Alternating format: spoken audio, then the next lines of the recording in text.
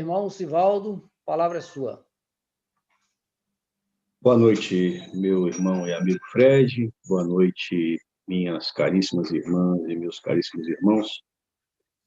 E mais essa oportunidade em que temos de fazer um estudo do Evangelho de Jesus. Nós temos a tarefa hoje de estarmos falando sobre o capítulo 18 do Evangelho segundo o Espiritismo, mais precisamente sobre o Evangelho de Mateus, no capítulo 7, versículos 22, 23, 21, 22 e 23, cujo título é Aqueles que dizem Senhor, Senhor, não entrarão no reino dos céus. E essa reflexão que nós pretendemos fazer,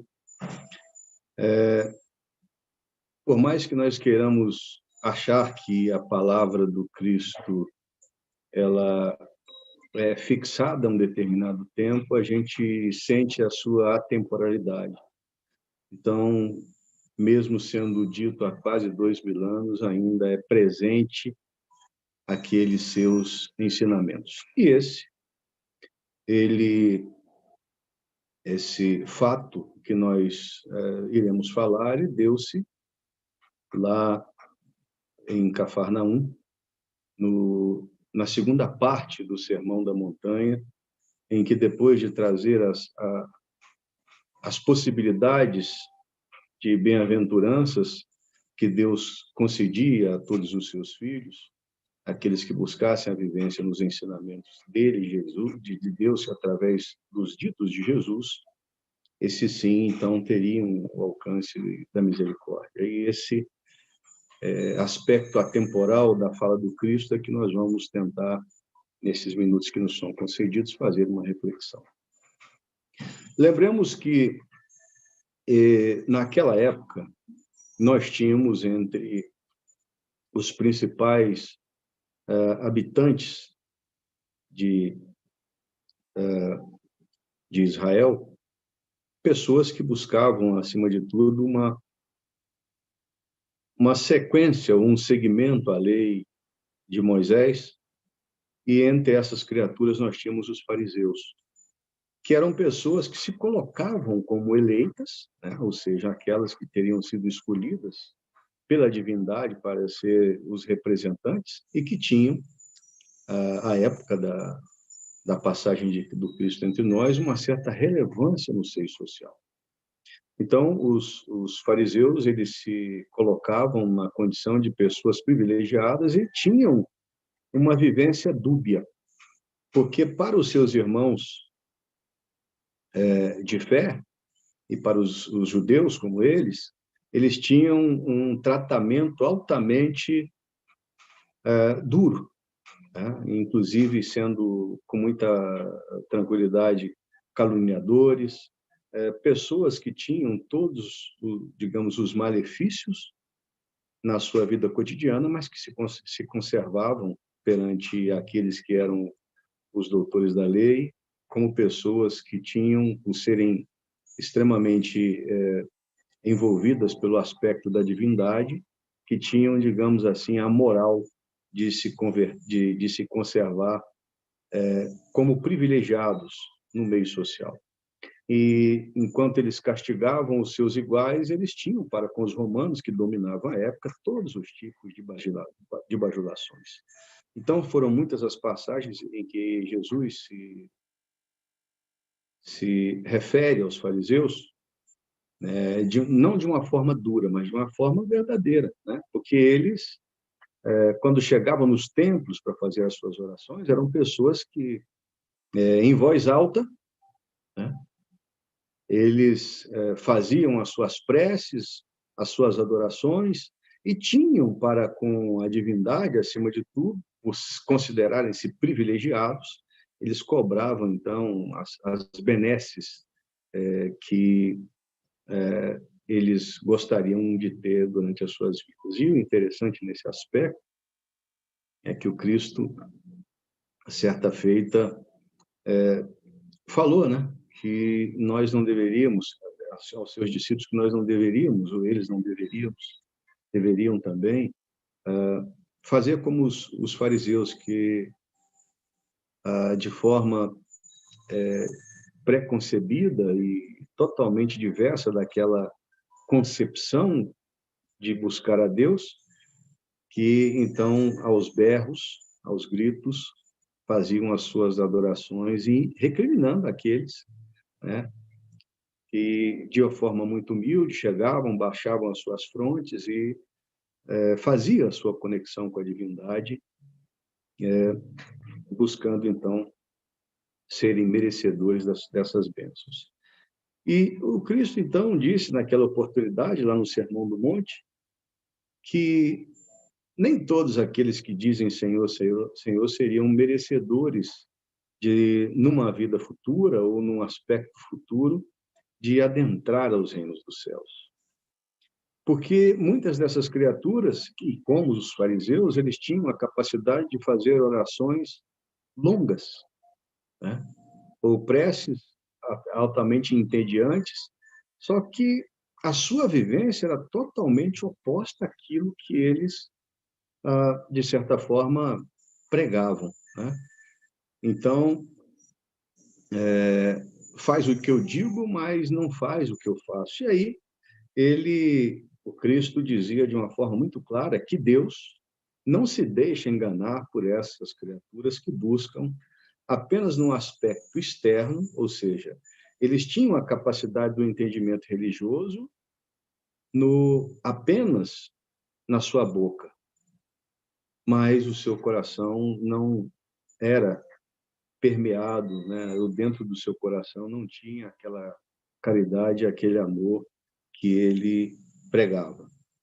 E ele, para fazer com que aquelas criaturas que estavam ali a assistir o Sermão do Monte tivessem uma capacidade de entendimento da sua palavra, Jesus fala, então, de uma forma figurada, que as pessoas que tinham a capacidade de ouvir as palavras que vinha da parte de Deus, diziam, eles eram semelhantes àquelas criaturas que edificavam as suas casas sobre a rocha. E que, mesmo que viessem as intempéries, as condições climáticas adversas, com a passagem delas, a casa ficaria intacta. E, de certa forma, ele fazia alusão àqueles que apenas faziam a audição dos seus ensinamentos, da sua palavra, de vinda de Deus, mas não as praticavam, eram semelhantes às pessoas que, então, edificavam as suas casas sobre a areia, que, quando as intempéries, as dificuldades viessem, logicamente, essa casa haveria de ruir. Durante os seus 2 anos que ficou ali próximo ao Mar da Galileia, Jesus tinha essas possibilidades de buscar naquelas pessoas de origem simples, né? Mas voltadas, acima de tudo, para o entendimento de que algo de novo haveria de vir, né? Como fora anunciado pelos profetas, e esse algo de novo que haveria de vir era tido como a descida, né, do maior dos filhos de Deus, que haveria de tirar o povo do jugo. E aquela época, desde que aqueles que precederam Jesus traziam essa informação, muitos pensavam que esse jugo seria o jugo dos romanos, que conquistaram a Judéia, e os judeus nesse jugo, que viviam das leis romanas, espoliados nos seus impostos e nos modos pagãos que Roma vivia, eles achavam que a vinda desse Salvador nada mais era do que alguém que teria a condição de libertá-los. Mas a proposta crística, ela ia muito além disso, porque ela ia simplesmente no sentido de que, se o reino do Cristo não era desse mundo, então todas essas possibilidades redentoras e de glórias, elas seriam nos permitido acessar no momento seguinte, né? Então, quando Cristo dizia que meu reino não é desse mundo, queria dar-nos o entendimento de que a preparação dele para nós era de uma vida muito mais feliz e muito mais ditosa. Mas essa preparação, nós mesmos é que teríamos a capacidade de fazer. E essa forma de fazer, o Cristo fazia o exemplo dioturno de como nós deveríamos nos portar. No livro Lázaro Redivivo, que o nosso irmão X,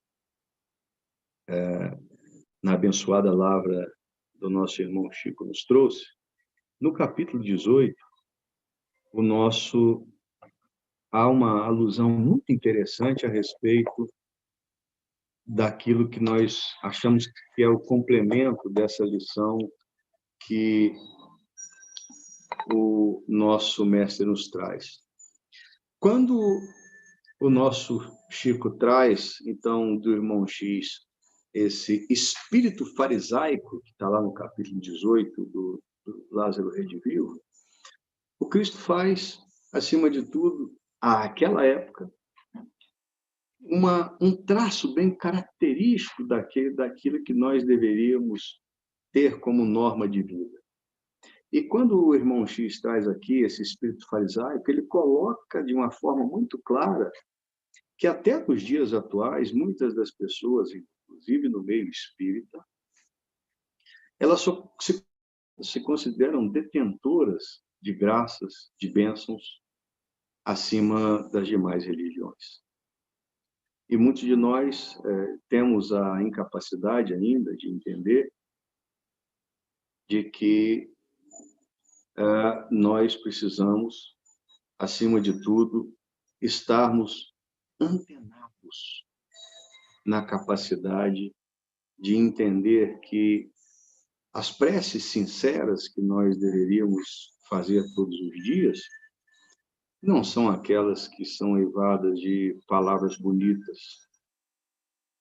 mas são aquelas que têm o sentimento cristão, o pertencimento de saber que nós somos espíritos em evolução, que envergamos nessa oportunidade um corpo de carne, e com esse corpo de carne nós temos o merecimento também de ter uma concepção de espíritos que estão na mesma caminhada conosco, a atenção principal ao foco das nossas imperfeições passadas e transformando-as em possibilidades futuras. Então, esse espírito farisaico que muitos de nós ainda temos, de ter a boca cheia de bonitas palavras, mas o coração ainda não foi abastecido com a necessária necessidade a que o Cristo se referia. Então, essa busca da vivência no exemplo crístico, ela nos dá, sim, a necessidade de entendermos que, para que nós acessemos essas áreas sublimadas, nós ainda teremos que passar por nós mesmos, né? Nós teremos aí a necessidade de fazer com que essas imperfeições carregadas ao longo dos séculos e das vidas sucessivas, hoje nós estamos a viver possibilidades novas. E essas possibilidades novas, elas necessitam, sim, de uma construção dessa nossa casa espiritual na rocha. E, logicamente, aos espíritas, não nos iludamos.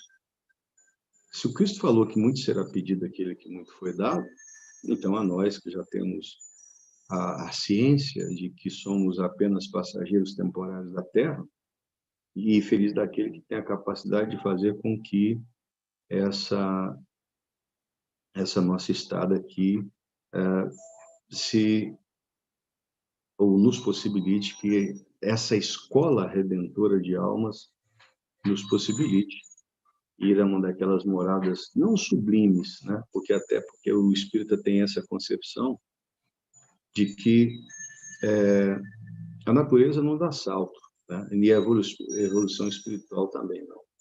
Então, nós ainda vivemos no mundo de expiações e provas, E certamente, se tivermos a capacidade de buscarmos esse mundo de regeneração, ainda iremos para mundos muito semelhantes à nossa Terra.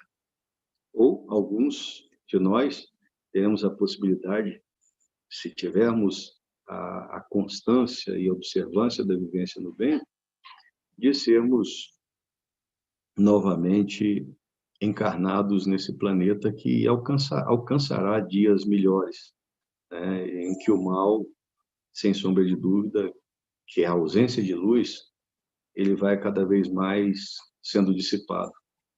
Nos trabalhos do atendimento da desobsessão, né, nós temos cada vez mais tido da espiritualidade notícias de que milhares ou bilhões de espíritos estão, ao desencarnar, sendo levados para outros orbes, porque não tiveram a possibilidade de ter minimamente a sua vivência dentro desse espírito crístico. E isso fará com que, seguramente, essas pessoas não terá mais a possibilidade de reencarnar na Terra. E hoje, né, nós que estamos aí acompanhando esse tempo novo, que nos trouxe, por exemplo, o Covid-19, que a espiritualidade nos dá o relato de que nada mais é do que a misericórdia divina, né? Fim, que ao invés de uma guerra de proporções inimagináveis, com malefícios aqui que a gente não pode aquilatar, deu a possibilidade, através desse minúsculo e assim invisível, aspas, inimigo, a possibilidade de nós buscarmos, através desse isolamento, a aproximação, né? Porque muitos de nós, nos instantes iniciais do Covid, experimentamos aflições, experimentamos medo, experimentamos um verdadeiro terror do que poderia nos vir, né? Enquanto que o chamamento desse isolamento nada mais era do que fazer uma reavaliação na nossa conexão com Deus. Buscar com a espiritualidade o entendimento de que a oportunidade de estarmos aqui, ela é muito louvável numa época em que nós escolhemos estar. E, acima de tudo, ver nas possibilidades que nos são apresentadas, mesmo com esse isolamento social, como, por exemplo, grupos de oração que se reúnem, mesmo virtualmente, fazendo aí não só estudos, mas fazendo também vibrações em prol da humanidade, né? Porque muitos são aqueles que estão a desencarnar agora que não têm a mínima concepção ainda sobre a continuidade da vida, né? Muitos de nós ainda temos aí, na busca do acúmulo desnecessário do ouro e do manto da terra, e que são sacados do corpo, estão aí a sofrer, buscando o entendimento do que estão a passar. E nós, os espíritas, temos todas as capacidades de entendimento de que aqueles que estão na programação de desencarnar pelo Covid-19, certamente desencarnarão. E nós que temos a nossa vivência diária e, acima de tudo, a nossa convivência diária com a doutrina do Cristo, sabemos que, ditada por Kardec nas suas obras, sabemos que essa transição nossa da vida espiritual, da vida material para a física, nada mais é do que o retorno ao lar, né? E nós estamos aqui como viajantes que estamos a preparar, né, um retorno triunfal à nossa verdadeira pátria, né? Para aqueles que vão nos receber lá, terem a possibilidade de ver que nós, quando em viagem, fizemos as melhores lições, os melhores empreendimentos, as melhores construções, para que esse retorno seja eivado de muitas glórias e muitas bênçãos.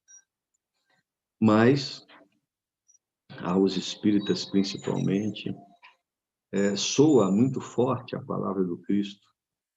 Nem todos aqueles que dizem Senhor, Senhor, entrarão no reino dos céus. E aí essas possibilidades dessa tão pretendida reforma íntima, né, que nós todos buscamos, ela fica cada vez mais clara a necessidade de nós a buscarmos, né?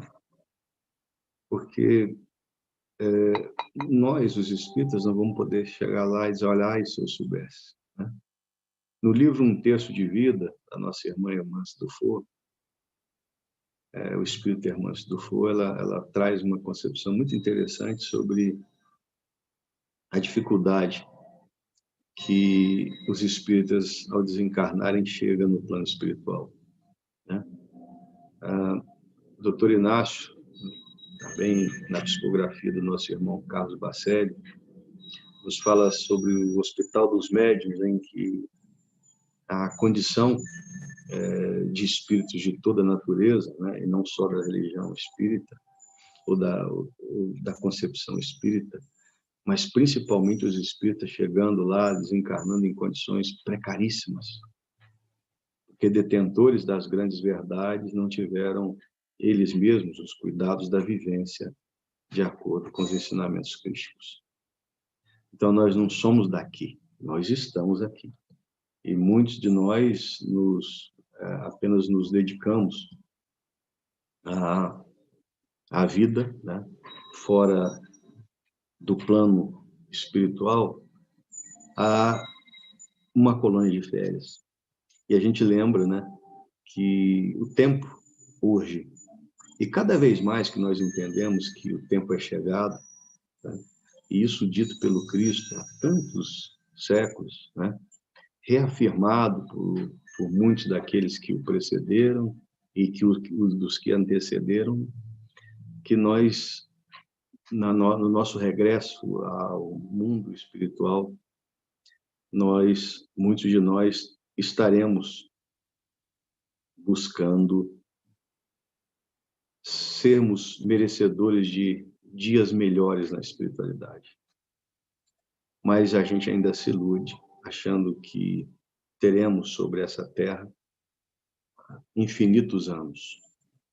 E você que me ouve, né, tanto os encarnados como os desencarnados, sabem que o tempo de Deus é eterno.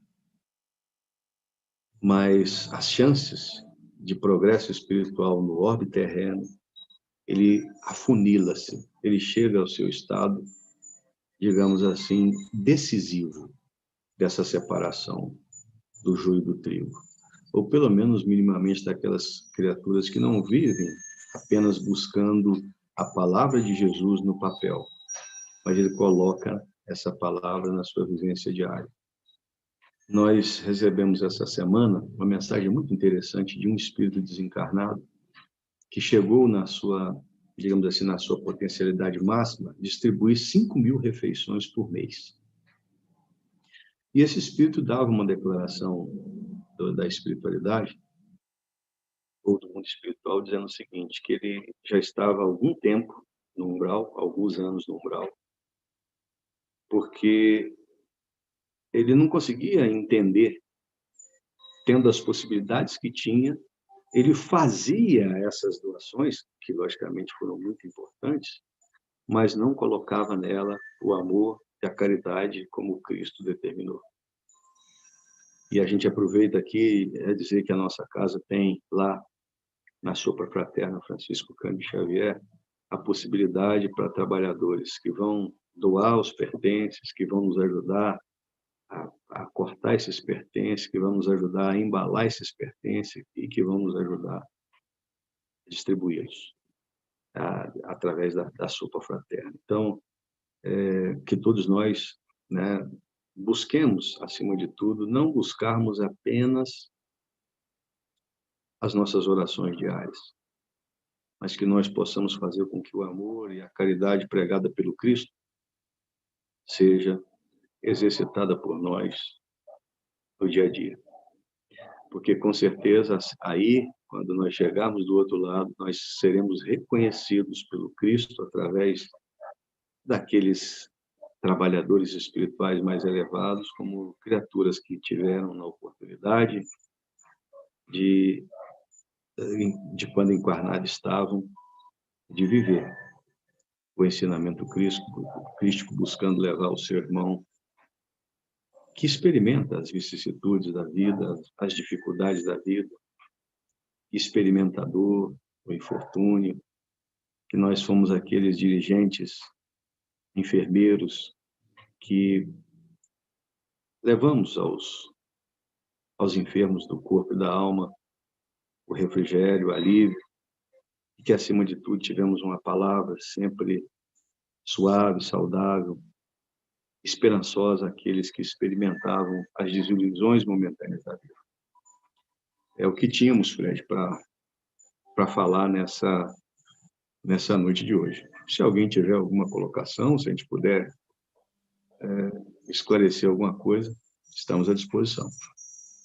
Nós temos uma pergunta aqui, eu vou revelar para vocês aqui, a Fenalma Arte. A Fenalma Arte, essas perguntas aqui, quem está por trás dela é o nosso irmão, provavelmente Cleiton, nosso diretor de cinema. Ele pergunta aqui, Sivaldo: ainda temos muito dos fariseus, principalmente no meio espírita.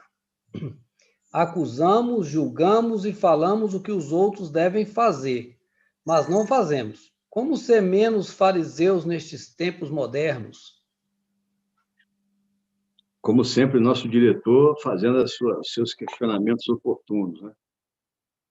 Eu, antes de fazer de responder, eu queria mandar a minha família, né, principalmente a minha filhinha Ana Luísa, lá na Argentina, aquele abraço, né, e aquela saudade de estar junto, se Deus quiser, em dias próximos.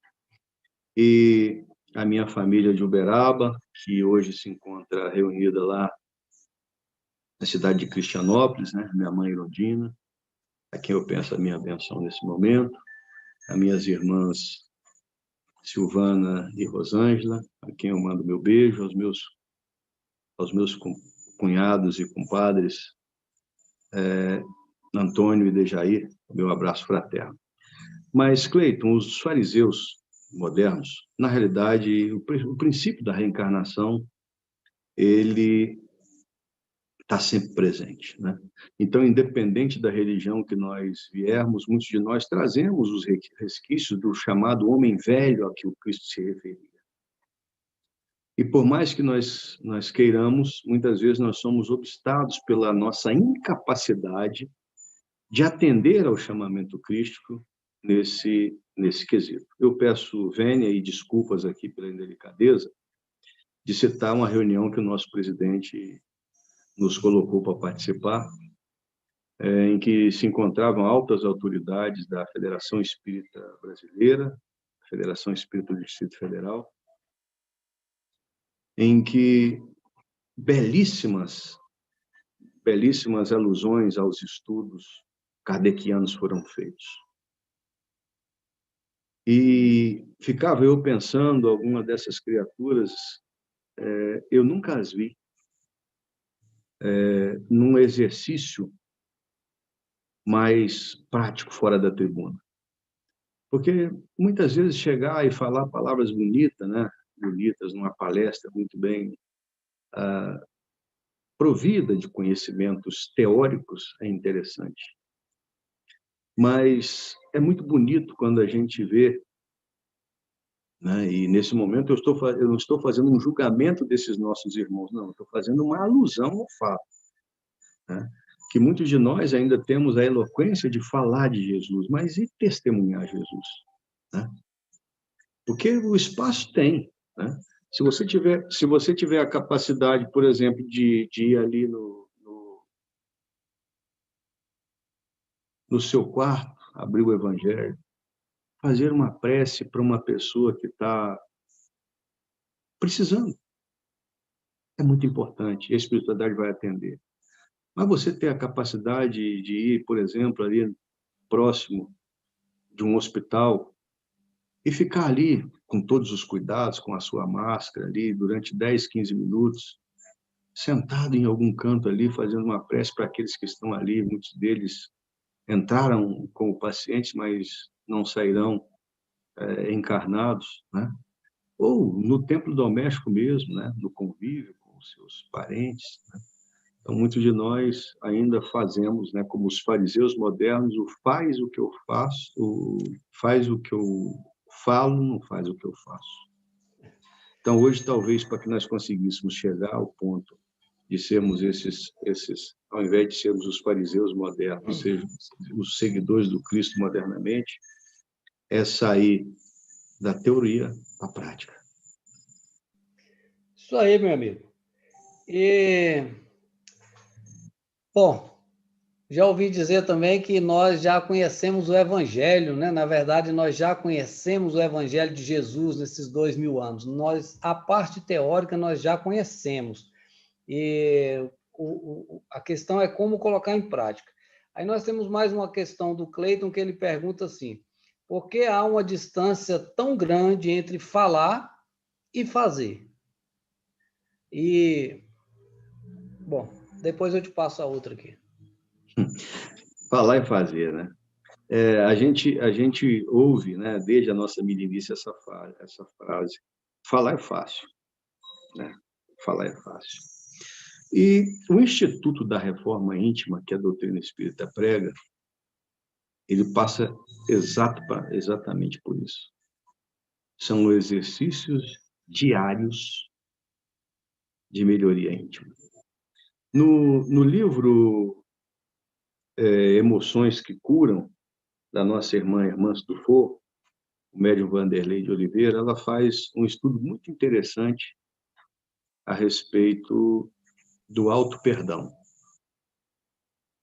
Porque muitas dessas pessoas ou muitos de nós que temos essa dificuldade de falar e fazer, não temos ainda a capacidade, ou pelo menos não assumimos o compromisso conosco de ver o quanto nós somos falíveis ainda.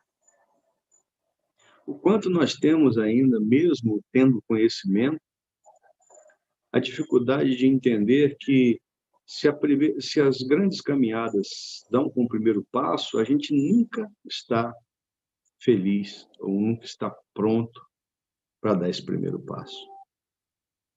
Então, essa dificuldade de falar e fazer, ela é muito mais propositiva.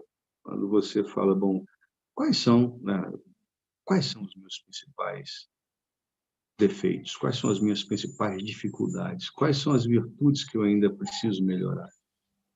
E começar a fazer, então, esse trabalho dioturno, diário, pedindo assim a Jesus, pedindo aos benfeitores espirituais, aos nossos mentores, que nos dê a força necessária para buscarmos arrancar esse homem velho que mora dentro da gente. Isso aí, meu irmão.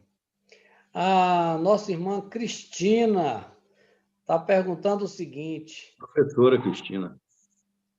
é mais fácil ser fariseu do que bom samaritano? Por quê? Na verdade, ela escreveu, né? É mais fácil ser fariseu do que samaritano. Por quê? Inclusive, ela está dizendo aqui que com a sua explicação você até já respondeu para ela o que ela queria saber, mas, por favor. Não, mas a professora Cristina, sempre com as suas bem oportunas palavras, né? Olha, o que acontece? Porque para o fariseu, né, daquela época, né, e os de hoje também, você fica aí aos berros e muitas das pessoas que estão te ouvindo te acham realmente imbuído, investido de grandes propósitos, né? Enquanto que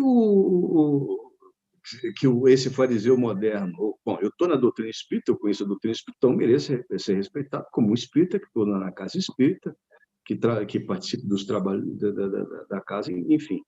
Enquanto o samaritano, não, o samaritano dá assim, olha, o samaritano espírita, né? Olha, eu sou um camarada que sei das minhas imperfeições, mas, cara, tem muita coisa que dá para me ajudar aqui. Então, faz o seguinte, eu vou ajudando, e principalmente dentro daquele espírito, né? Deixa eu ver se está vindo alguém. Está vindo alguém? Bom, agora eu vou fazer o bem. Então, O samaritano não, ele está ali, ele não espera retribuição. Ele faz aquela empatia, né? Ele coloca-se na condição do outro. Bom, se eu tivesse nessa condição, eu queria ser ajudado, e como eu gostaria de ser ajudado? Então, acho que, respondendo a Cristina, o ser samaritano é o seguinte, eu tenho a concepção que ainda há a imperfeição muito grande dentro de mim, mas eu posso melhorar. E eu vou fazer para o outro aquilo, o melhor que eu poderia fazer, porque pode ser que amanhã ele seja o meu socorro, meu amparo. Bom, vamos fazer aqui a última questão, até pelo nosso tempo. A Cláudia Moreira está perguntando o seguinte: é preciso sermos o homem de bem, conforme nos fala o Evangelho segundo o Espiritismo, para reencarnarmos na Terra? Ou basta estarmos no caminho desse modelo? Caramba! Isso é boa, hein? Bom, no Evangelho segundo o Espiritismo, né, foi colocado apenas 28, digamos assim, atributos de um homem de bem. Logicamente, o que no livro Herdeiros do Novo Mundo, o Espírito Bezerra de Menezes faz uma alusão muito interessante a respeito desse modelo, né, do habitante da Terra regenerada. Então, nós temos que ter o coração propenso ao bem e as atitudes revestidas de caridade, né? Então, tem um livro que, inclusive, eu tomei a liberdade de recomendar aqui, que é A Terra dos Exilados e os Exilados da Terra, né? São 2 volumes, e que se fala, né, do planeta que vai receber muitos espíritos da Terra. E lá está dizendo o seguinte, que muitos de nós não temos a maldade extrema, mas nós temos uma apatia na prática do bem. Então, respondendo objetivamente a Cláudia, a balança que irá nos pesar, ou a régua que irá nos medir, ela vai passar necessariamente pelo tanto que eu conheço e o tanto que eu pratico. Eu acho que o atributo principal para participar desse planeta regenerado é exatamente aquela criatura que tem, pelo menos, o nivelamento de conhecimento com a prática do bem.